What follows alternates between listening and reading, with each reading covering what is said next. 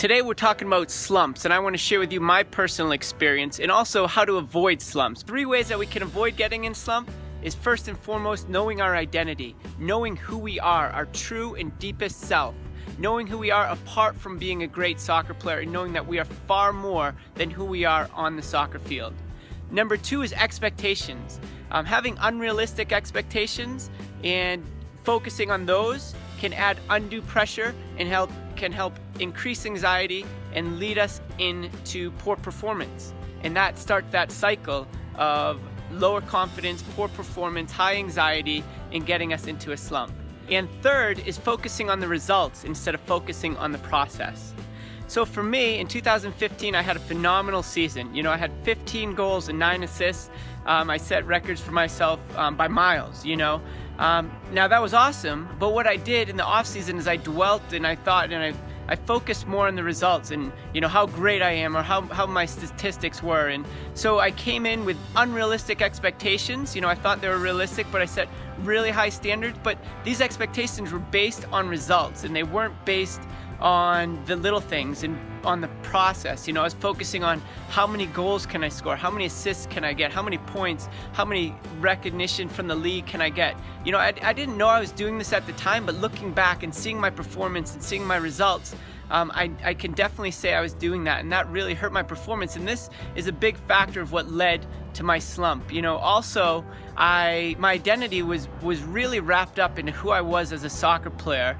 And when things weren't going that well, it really brought my confidence down, and my emotions really impacted me and started that spiral deeper and deeper into this slump. So when I wasn't scoring goals, I was thinking I was doing very bad, and I was getting really frustrated at myself. And even though I was playing well, if I wasn't getting the goal, if I wasn't getting the stat, or if I wasn't getting recognized on the team of the week, it was really impacting my confidence. And I was thinking that everyone else was thinking this too. I thought, oh, my coaches must think I'm doing terrible. My teammates must really hate me because I hate myself right now because I'm not scoring goals. But, I was focused on the results. I wasn't focused on the process. My identity was wrapped up into who I was as a soccer player, and this all impacted my confidence.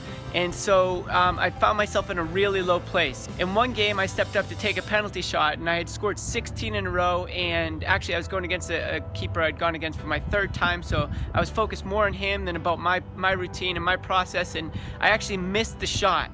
He got in my head and I missed the shot, and this devastated me. You can tell by my reaction that this really impacted my confidence and really cut me deep.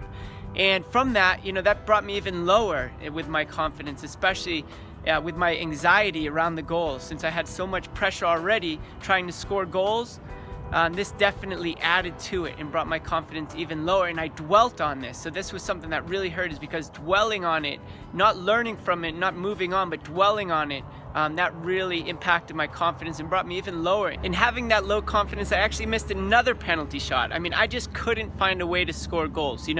I was working hard, I was playing okay, but when I got in front of the net, I just had anxiety. I had so much pressure, and I just froze in front of the goal. I just couldn't score anything. I created a lot of great opportunities, but when it came down to it, I just didn't have that confidence and that calmness and composure in front of the goal because of what I was doing inside my head and in this slump. So, I continued to work hard, and that was very important. I worked hard, I focused on the process more and more. I showed up early to training, I stayed later, and I detached. I tried to detach from the results.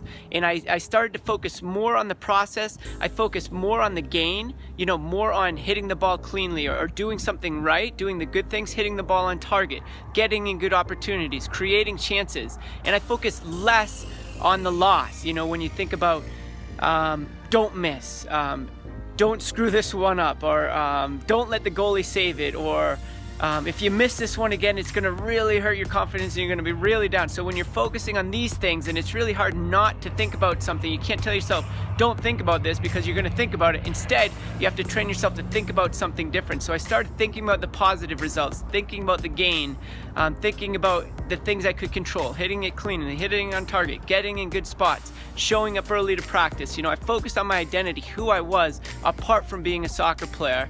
And I focused on the process, not just the results. And from here, repeated over and over, I I continued to lift myself up, and I became more and more confident. I had a shorter memory. I would forgive myself if I made mistakes. I would learn from the mistakes, but I would not dwell on them. And from this, I started to play better. Most importantly, play better. And from that, I started getting some results. So, I remember one game against Vancouver, I missed a great opportunity early in the game. And early in the season, I would have beat myself up over it. I would have really dwelt on it and would have impacted my performance for the rest of the game.